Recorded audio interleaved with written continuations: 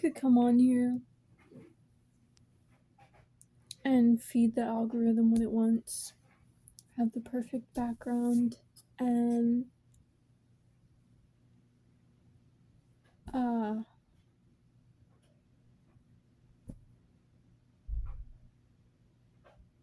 look sexy or whatever,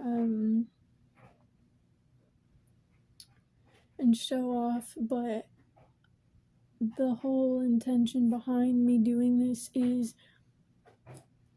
showing authenticity. And not because I need to prove myself, but because I feel like there are so many people like myself that want to feel like there's a space to authentically express.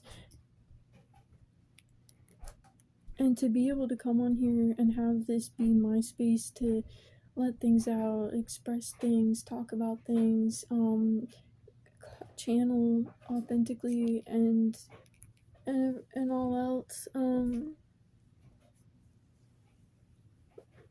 like it shows other people that they have the ability to do this too. And so I might be messy. I might just be wearing a t-shirt and some sweatpants. I might be sitting on my bed. Some fairy lights behind me. I might be in my ritual space. I might be cooking food. I might be feeling so dissociated that like I'm almost not here, and it makes me want to cry.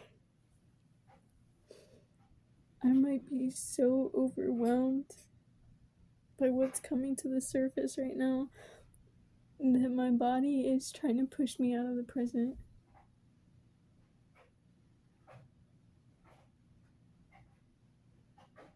But here I am, showing up for myself by being able to create a space that I can feel.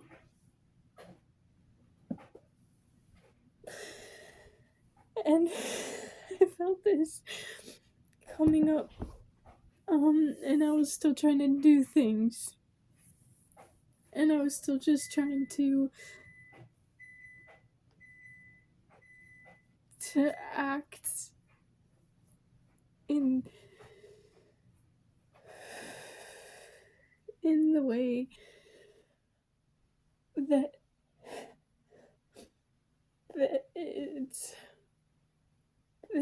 I just felt like a fucking hair in my mouth. Synchronicity in that.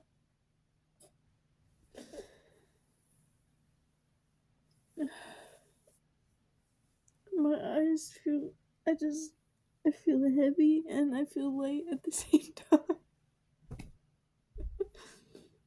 And I feel happy and overwhelmed at the same time. And I feel tense and looser at the same time.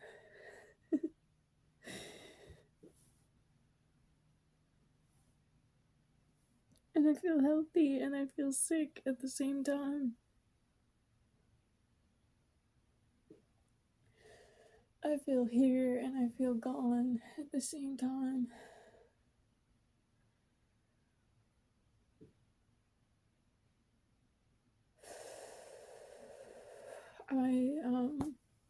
I'm grounding throughout this, like just to have y'all be aware of where I'm at, so you understand what I'm sharing.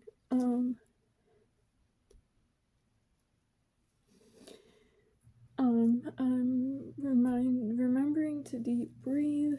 I'm letting whatever is coming to the surface emotionally out, and this feels like the space that I can truly allow myself to do that without overthinking it. Just expressing where I'm at and what I'm feeling.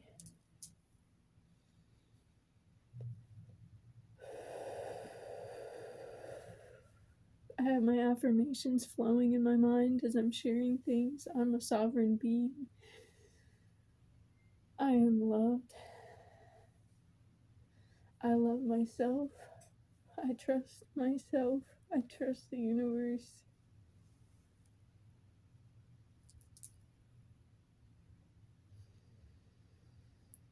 And I'm not going to force anything out, but it feels like there's so much tension right now. And that finally feels like the right way to describe it. Like, I'm not intentionally or subconsciously holding on to things, but there's this tension of everything being right on the cusp of just a final release or this big release. I'm not gonna say final, like it's gonna be the end of something of my journey, but it's definitely the end of cycles of karmic things, of trauma that I've held on to.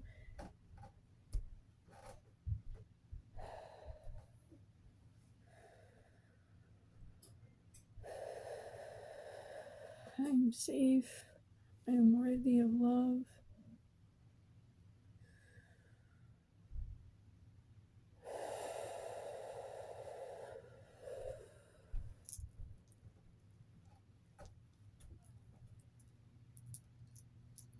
How about the names of these crystals and possibly their descriptions, but probably not, because you can look up your own descriptions and whatever calls to you for when you do your research.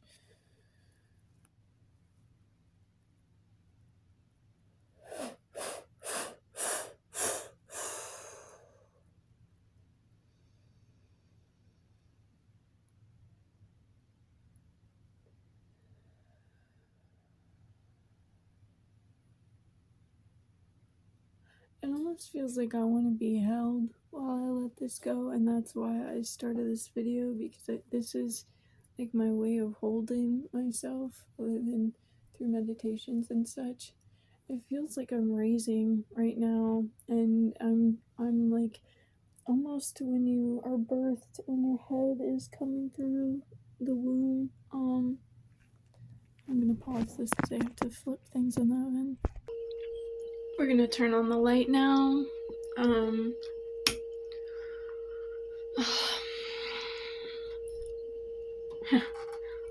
I forgot my floss pick. Hold on.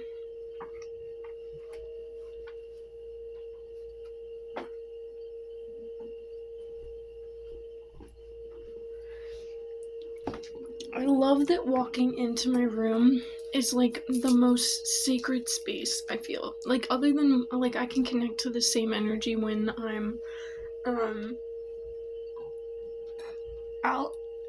out for the day.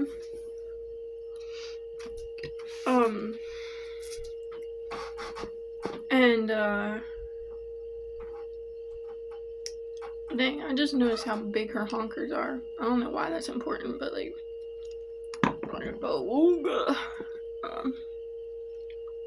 anyway. Yeah.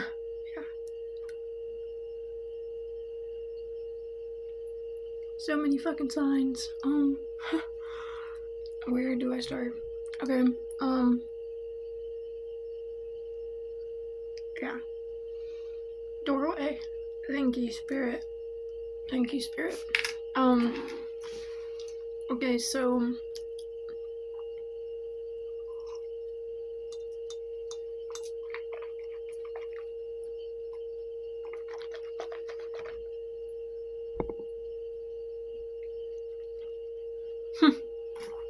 yeah, that was wild. Okay.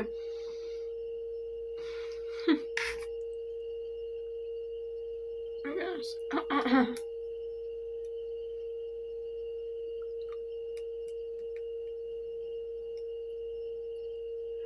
Again, not trying to hide anything. I was almost thinking, like, this is like prep work. I should have done this before I sat down. I was like, no, girl, please. Like, this is just where we at right now, and we being open about that. I'm gonna bring this into frame because I feel like that's important. Oh my god, how is that still not being seen? Oh, and she lining up with the selenite. Baby girl. Okay. Alright. There is still this heaviness, but it's not like up here on my chest, it's like down here on my chest, like on my lower, like my solar plexus. like it's a weight on my solar plexus. Maybe it's because I'm digesting right now. No, because it's an energy. Anyway, I love that when I walk through my door, I feel such, like, I feel that sacred space. And this is my energy that's just like I've been able to imbue into this space, into these things that make up my room, the creations, the grids, and I don't use traditional grid work with cards or with crystals, but I have definitely set up my own types of like what you would call, I guess, like grids or like mini altars around my room for different things. Like I have things that stay with me when I'm sleeping, and there's a card that is right next to my head with some crystals around that, like mugwort, etc. And it's not just for like, oh, like good sleeping, like it's connecting with Hecate and everything else. It's just like everything is so interwoven that going into one thing would take like so long to explain, so I'm not trying to go into little details here. Staying with the bigger picture, that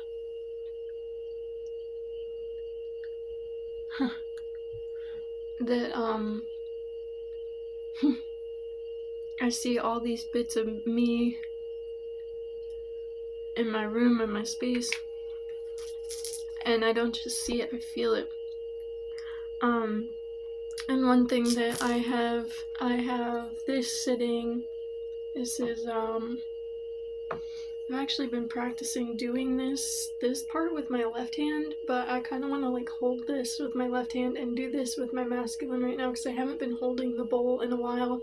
I've had this sitting on my kind of like in and out the door table, at least that's what I use it for. And whenever I feel called, like walking in and out of my room and in and out of the house, I will ding it and sit there.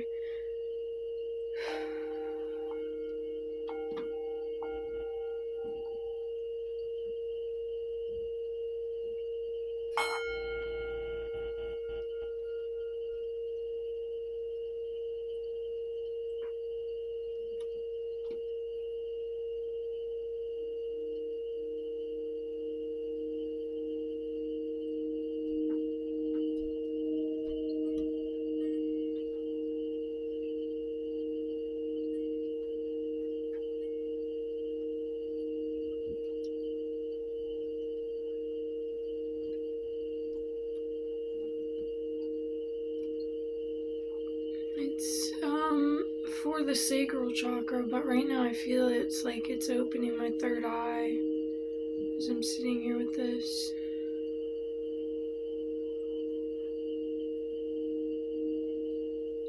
Today I saw a tarot video that had, she's someone who will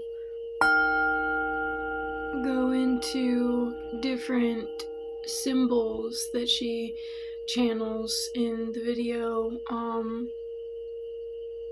and today there were so many that synchronized with me, but in that video as well, she was talking of the third eye and how to many it makes them think of visions or connecting with like this inner sight.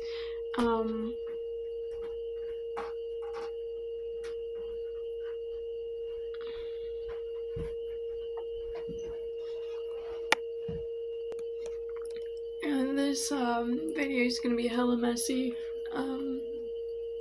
I feel all over the place, but also centered at the same time. This book again.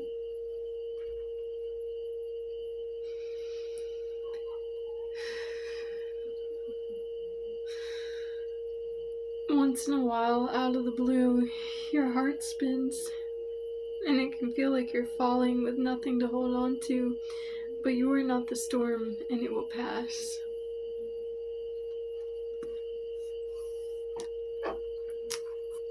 pause that there again.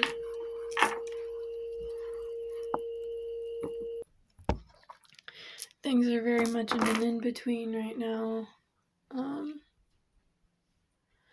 Like at the cusp of that threshold, like I was saying, that just like the crowning of like a baby coming through a womb, death and rebirth.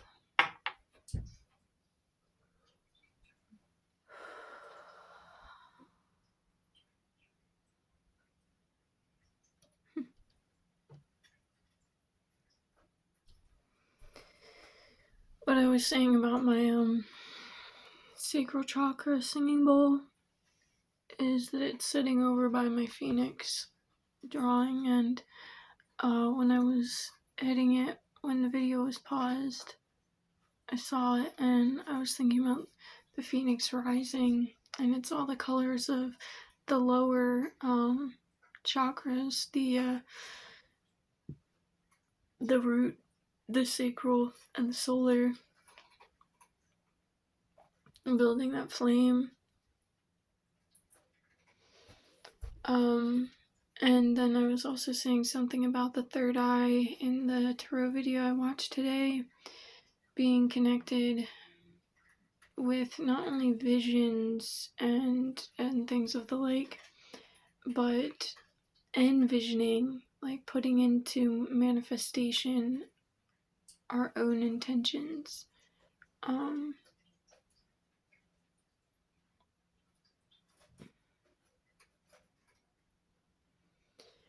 And I think we're being called to picture and manifest and go into great detail what we truly desire again. And with that, one thing that came to me today was I'm being called to light this now, so I'm actually gonna grab my lighter first.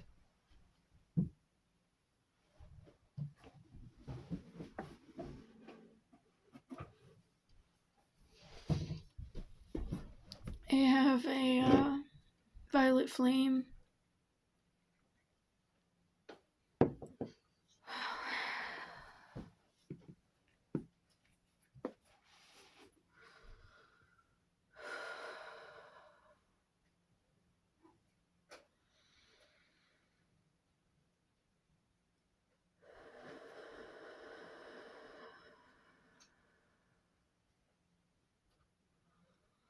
I'm starting to feel like physically ill, but I know it's not a bad thing. Hecate, ancestors, angels, guides, and ancient ones and healers, please be by my side as I light this violet flame to no longer disguise. It's time to remove and penetrate, as what's in front is an open gate.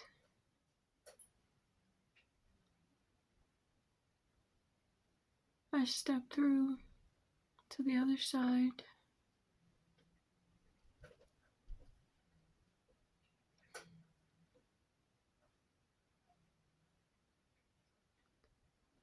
And nothing no longer hides.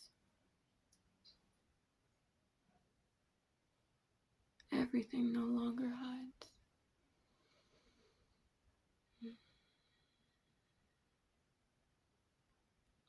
Spirit, this is to release and cultivate truth. Chills.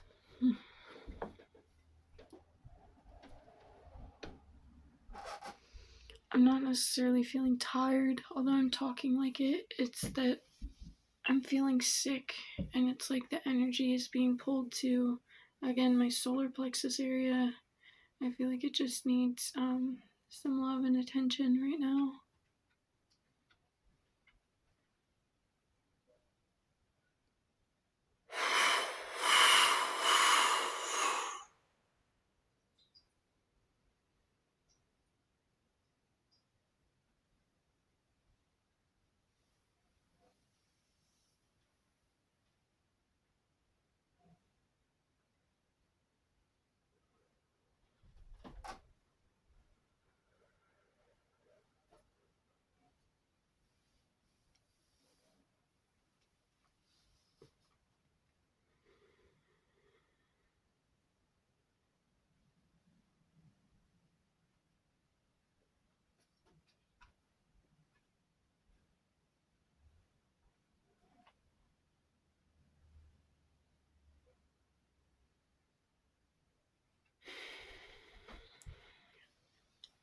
I had to set boundaries with.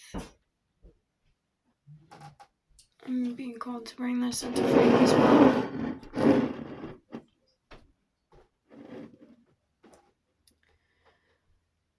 I had to set boundaries with. Gosh, this feels so crowded. Let's clear some of this energy.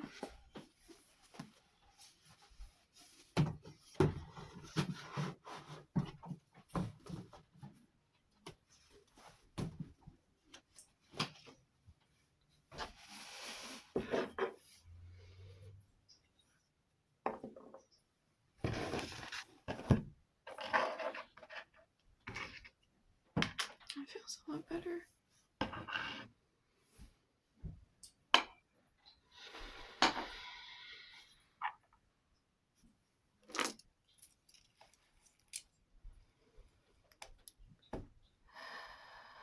I had to set boundaries for myself with things that no longer served me. And now I'm being called to set boundaries with the people I want and feel called to keep in my life, but I need to have healthy boundaries with. Because at first it was standing my ground with that didn't serve me, and now it's creating healthier relationships with that does serve me and that I serve as well.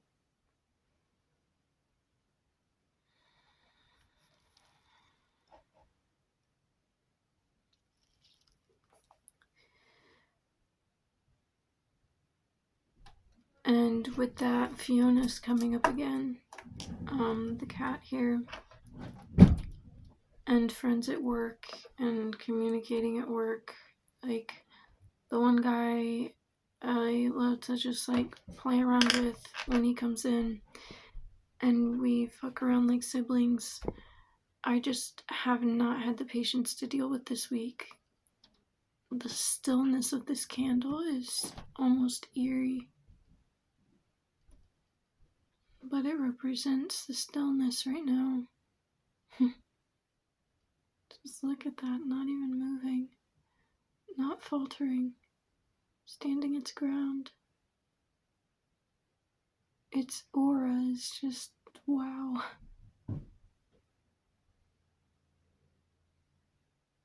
It's a reflection. I'm gonna get these out of this plastic thing.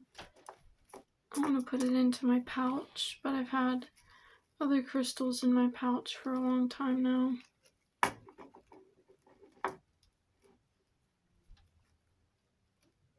Okay, now this doesn't want to open. Of course. Oh. I'm not gonna force it, but it is that crowning of that baby again. Like having to like I'm literally like pushing, not pushing like in a forceful way, but you know, like that final push that happens with birth that just allows it to come out. And again, I'll put the names of these crystals in the description. Wow.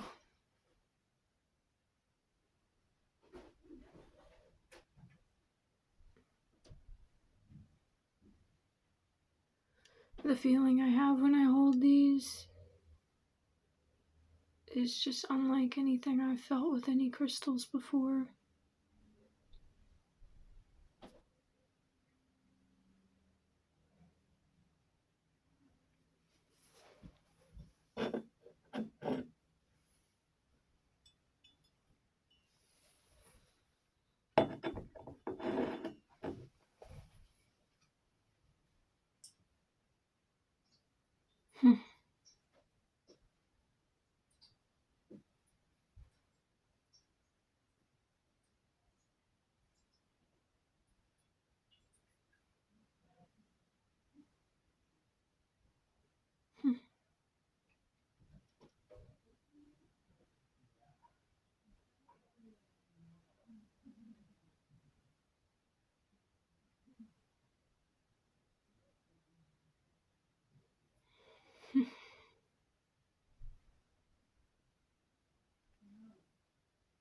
And I love to see the world the way that I see the world.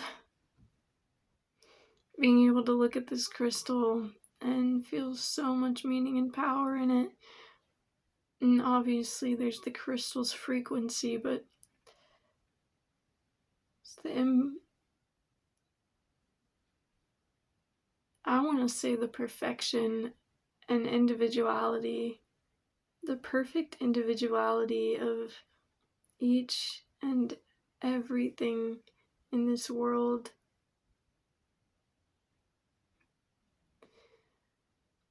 The way that one shape on one side of this crystal could shimmer in one direction.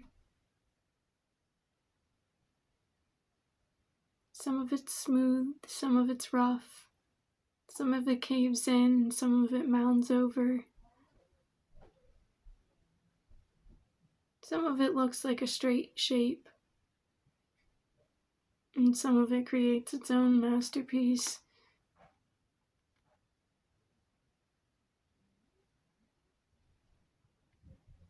It's gone through its own journey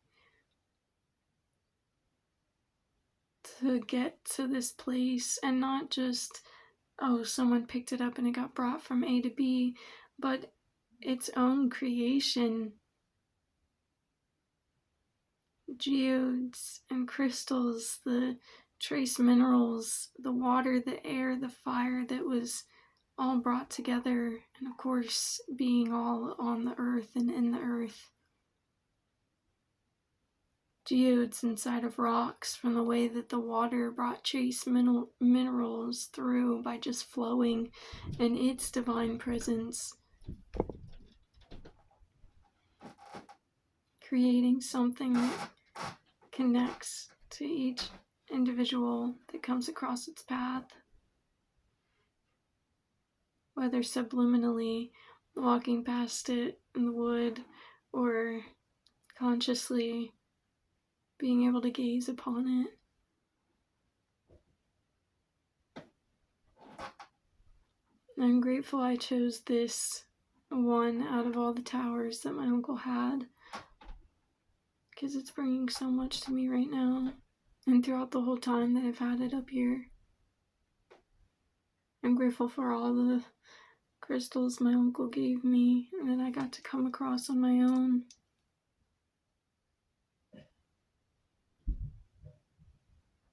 The statues that remind me to dance and be at peace with my own movement and freedom in that. My divinity, my natural essence and being, natural cycles, growth, healthy patterns, the remembrance that I hold, the passion that exists within me, that warms not just my being, but others that I touch in my life.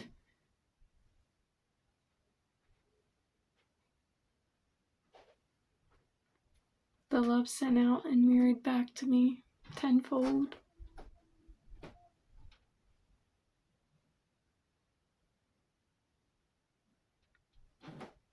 The natural expressions,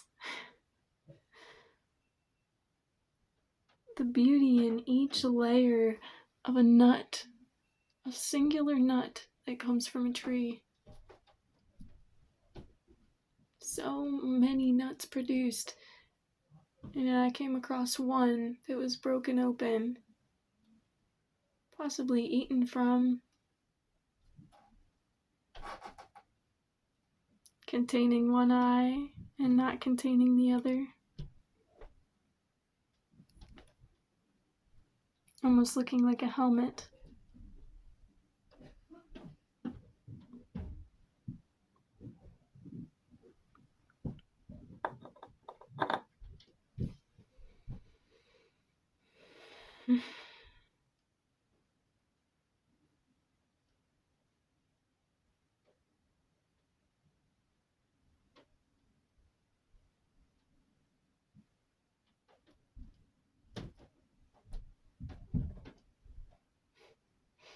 If you ever feel that you're alone, you are sorely mistaken. To eyes just opened, I'm sure it could be an overwhelming amount of speak from spirit, but the world just constantly has things to say to us through everything around us.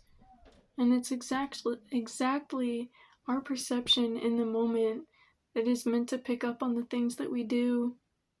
So don't discount what comes to your mind, because Spirit placed these things in your life to bring those things up for a reason.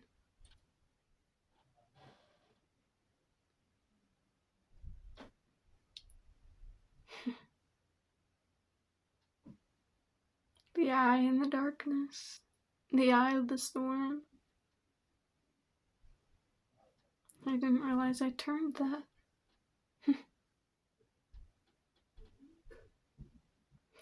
The skull is now facing towards the dancer, but there's still this line of the selenite, the skull facing this, the Lemurian crystal pointing towards the rose quartz on the way to the goddess.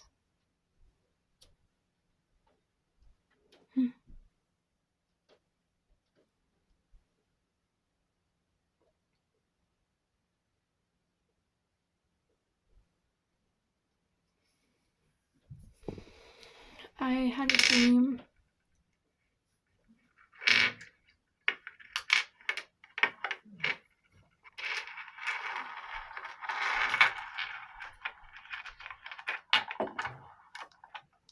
I had a dream last night that I woke up from this morning, and one could call it a nightmare, but it didn't frighten me at all. And when I was waking up, I was actually surprised that I didn't feel the slightest bit scared. My body felt disoriented, but it wasn't from the dream. I could tell it was like today energy shifted. If you saw my love reading from this morning, a gateway has opened. The doors that we felt at the cusp has been opened. That crowning is happening. We are stepping through that threshold. Things are coming into the physical reality that we have been feeling on the spiritual level for however long now.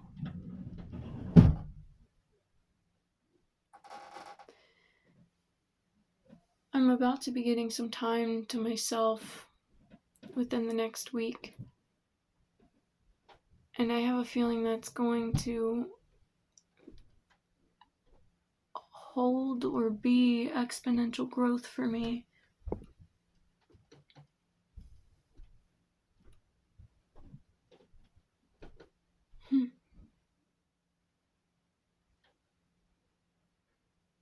I have the embodiment of fire, water, earth, and air in front of me in the moment.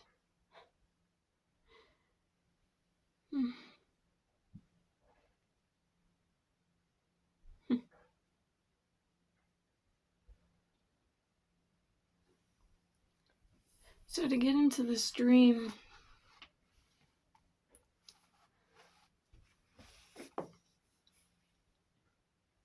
Pennywise, my page just flipped on its own to the second page. I guess Pennywise is the embodiment, or can embody whatever anyone's strongest fear is. He's a scary clown at first, but that's not even his true form.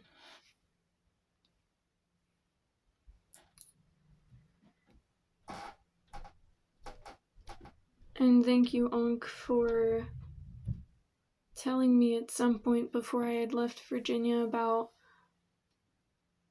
how you were curious to rewatch the series or the show, the movie, as it connected to fears of your childhood, how just terrifying that movie is. Because as I was at my father's through, I guess, horror movie season with Halloween, but for me, I was just curious to rewatch the movies. All of them having deep meaning to me, from the original and then the newest two, because they both portray different aspects of different things and go very deep into fear, regardless of which one's closest to the book. I found meaning in all of them for my journey, and in the moment, it felt like it helped me recognize things, even though I didn't consciously completely understand what I was processing. I knew I was processing things as I watched those again. And on top of that, of course, the conscious level of understanding of certain things that rewatching something that's living in our subconscious mind from watching as a child, it helped me put some pieces together, consciously understanding from my place now. And last night, he didn't show as anything other than a clown, but I just finished reading through the chapters of Alice's Adventures in Wonderland, and I'm starting on Through the Looking Glass and what Alice saw in it. But wrapping up with Alice's Adventures in Wonderland, I think everyone, even just from the movie, knows that she grows taller and bigger and shuts up like a telescope, is the way that she puts it, when she gets smaller from eating and drinking certain things in this world.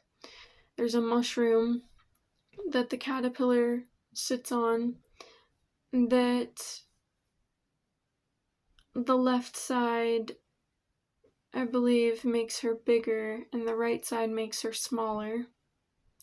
And as she's coming into different environments and different groups of these creatures in her world, she will either take a bite from the left side or a bite from the right side, depending on if she feels like she needs to be smaller to fit into the environment or bigger to fit in the environment or feel safe within the environment. And it's definitely shown me a lot of how it connected with my dreams at the time of being in my bigness, being in my what in my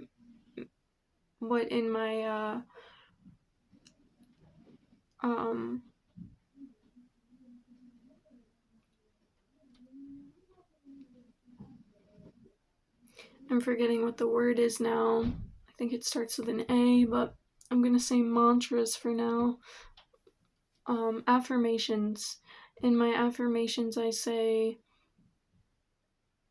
something about I am accepted and loved in my grandest, instead of in my bigness, because it's not just being big in an egotistical way, or it's not that at all. It's that it's being comfortable being myself in the size that I am without feeling like I need to be small or make myself small to hide away in the corner or not be seen. And how I've made myself smaller and bigger in situations throughout my life to keep myself feeling safe. and that even when we have grown too big for an environment, we will still try to convince people that we are meant to be in it, from what Alice's Adventures in Wonderland have shown me. But at the very end, she's on trial with the creatures because of the Queen of Hearts. And throughout the whole trial, before she's even on stand as a witness, because it's truly the Knave of Hearts that's on trial, and everyone else is coming up as a witness, but she is growing and growing and growing until she's miles high, and she's just so big, too big, that the other people on the same bench as her have to move over to the other side of the court to fit. And with that, at that part way through the trial, or truly the end of it, because we don't return to it, she grows so big and then wakes up in her sister's lap, and she's not in the trial anymore. And to me, I see that as she grew out of that environment. She grew so big that she left that environment, like, growing out of something. And she finally left all this madness behind. And there was a lot of truth in a lot of the madness, but there was a lot of hectic and chaotic and dismay and discomfort that not only did these creatures in this environment bring to her, but she brought to herself by keeping herself in that. And falling down that rabbit hole.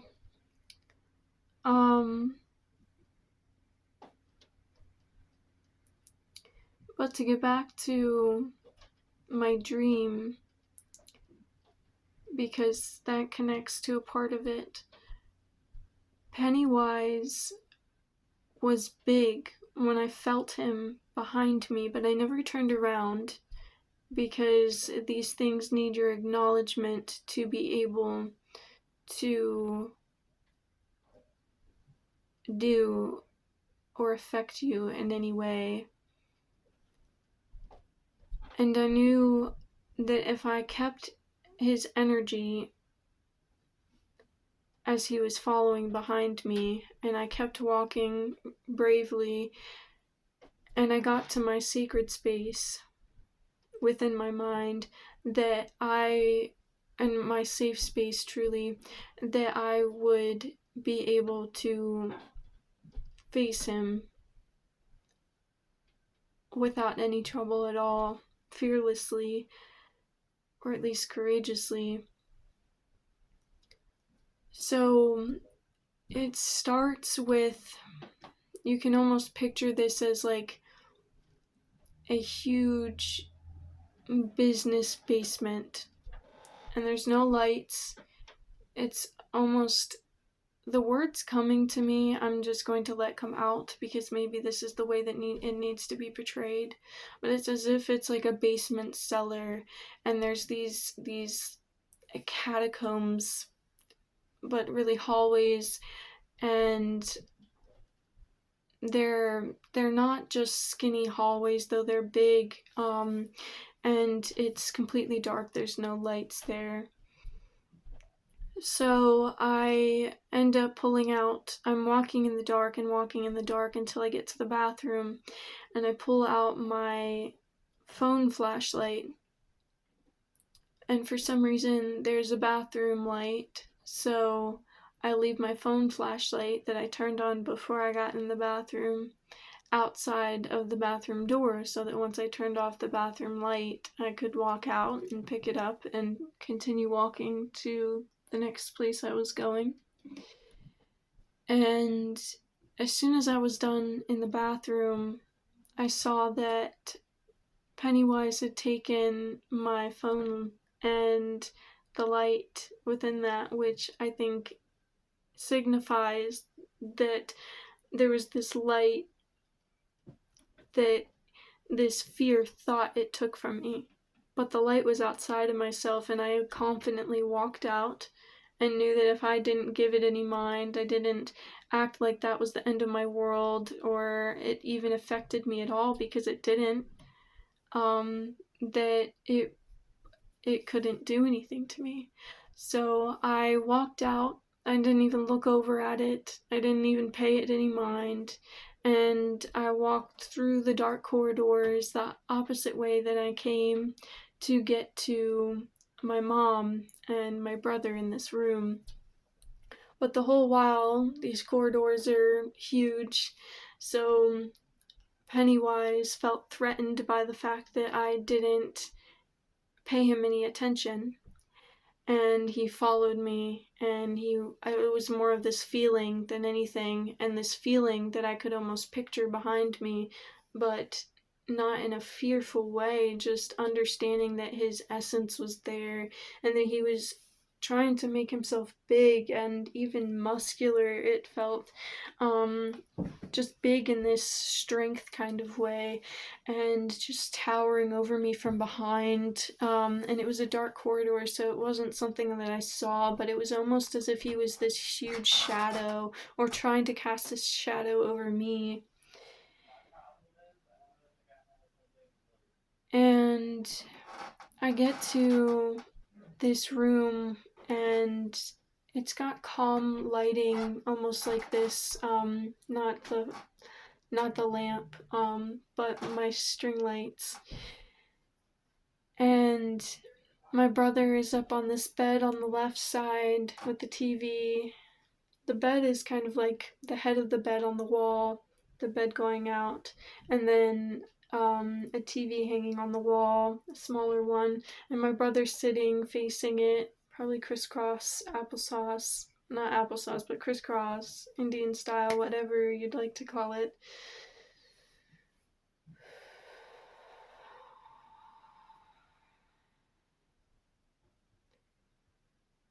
And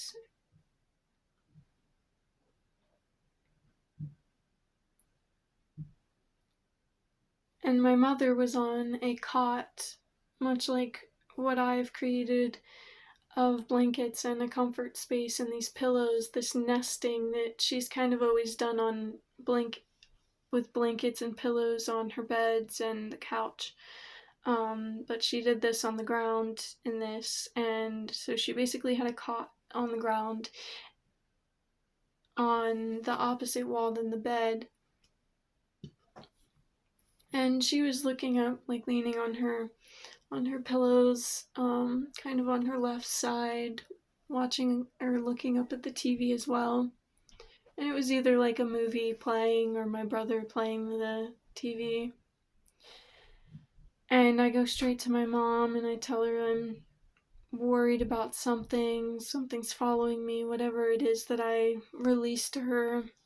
And I snuggle into her, and we sit there lying on our left sides, and she's holding me.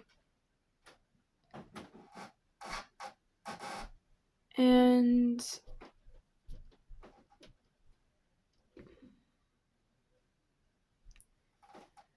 with her being here, my brother being here, behind that, there's a doorway here, and then a doorway right on that same wall as my mom, but my mom's up forward, more like directly next to the bed.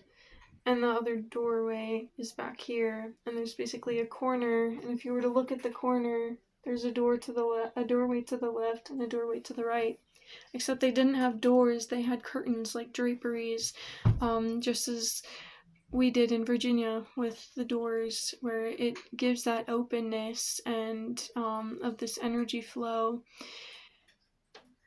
So I wasn't locking the fear out or locking myself in for safety, but I did get myself to a place that I felt safe and secure, with people that I felt comfortable with, the people that supported me where I was, but didn't blanket me as a security. They just supported me in my sacredness, in my own stability that I felt, and allowed me to feel how I was feeling. And then Pennywise came, and that was the time to face him. And when he came up to not the doorway next to my mom, but the doorway behind the bed and the cot, the doorway I had originally came in. And he didn't come in, he waited outside. Through this whole rest of the dream, he did not step foot into this room, and I hadn't recognized that until I sat down to tell this now. But he did not step foot into this room.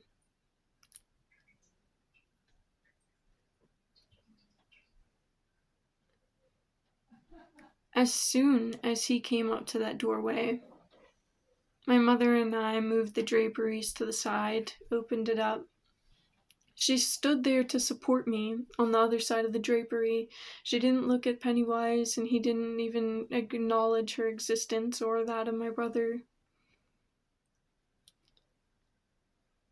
But my mom was there looking at me the whole time, and as soon as that Pennywise came up, that clown, and thank you to my mom for being present in this dream again, but also thank you to Anna, my stepmom, for giving me this analogy so deeply, ingraining this into me about it's just a stupid fucking clown. She was saying that about my dad as we were leaving, and as she was saying things about him to me when she first started sharing, and about a lot of other things that she was processing. It's just a stupid fucking clown. It holds no power over us. And so as soon as he came up to that doorway and he was this big old thing, he immediately shrunk down as I started to belittle him. I put him in his place. I said, "You're just a fucking clown. Who do you think you are? You're just a fucking clown. What even is that? What are you doing?" Like just asking him these questions, and he shrunk and he shrunk. And it was actually the same way that Alice described herself in one part of the book when she started shutting up like a telescope too far. And the way that Lewis, the author, had written it out was that it wasn't that she just got so tiny, like her whole body. It was that her body shrunk down, her feet were still there, and her head was still there, and her head met her feet with her chin. And this is where Pennywise was when he got the smallest he did in front of me. And he was sitting in that doorway, like right in front of it, and his head was scrunched down so tightly to his feet, to his big ass clown shoes, his big ass black clown shoes, and his giant head, his giant clown head, I mean. And it's just on those clown shoes, just looking up at me like, oh my god, she's gonna poof me out of existence. And I think before that, though, when I immediately started shrinking him and belittling him, my mom just like gaping at me wide-eyed and went back to lay down because she knew completely confidently that I had it covered, that I was okay. But it surprised her at first that I immediately took initiative, which I will connect to something that has been in the family line ancestrally, that had come up this today in that same reading I was talking about, that I watched today, that tarot reading, and it connected with this dream. And I think the reason my mom seemed so surprised was because the ancestral trauma that or the generational and ancestral trauma that I just healed in that dream, and through my energy and frequency that I have came to and remembered that I hold, that power that I hold, that energy that I am.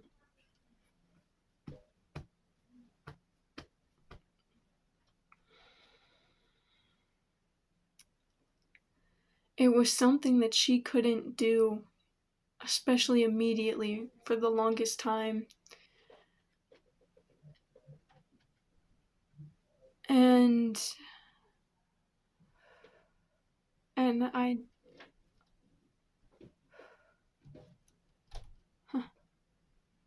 That's the one time the flame flickered. If you didn't see that, I'd say go back in the video. Hi, Meow Meows. Come here, Fifi. You're right here. Hi, baby. It was when I heard her come into the room, too. That's interesting.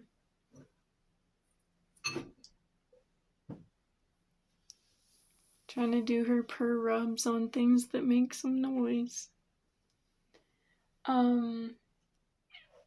So continuing, after my mom laid back down on her cot, she was watching the TV again, completely not paying attention to what was going on with me and this clown.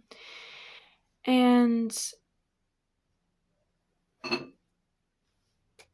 baby, you gotta leave that alone. No. Thank you. See, I have to set my boundaries with her. She's the one who's bringing up the fact that I have to do that with even the relationships especially the relationships I want to keep now. I have to set healthy boundaries with. She's been demanding my attention recently at times that I've really needed to give myself attention, and just overstepping on some things that's personal. Nothing awful, nothing bad about the cat, just again reflecting to me in ways that, I don't know, most people don't see that with animals, but it's the same as any other relationship. They just communicate differently. Baby, you really gotta get out of that. Do you want to come up here? Come here. Come here.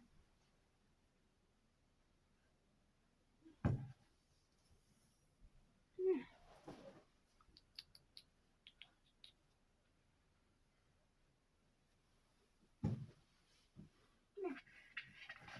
What are you doing? Oh, you don't want to get picked up? Okay. Okay, that's fine. Still purring though? Yeah, super lovey. Love you too. I love you too.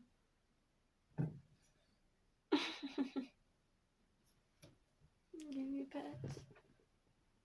Yeah. I'm sorry, I tried to pick you up when you didn't want it. I won't do that again. Bro, please leave that alone. Come on. I'll give you pets, but please don't rub up on that. Okay, so my mom is laying down on her cot, and the clown is but his clown shoes and his clown face looking up at me like, are you going to shut me up like a telescope so tiny that I poof out of existence? And something catches my attention and distracts me, and he starts growing back.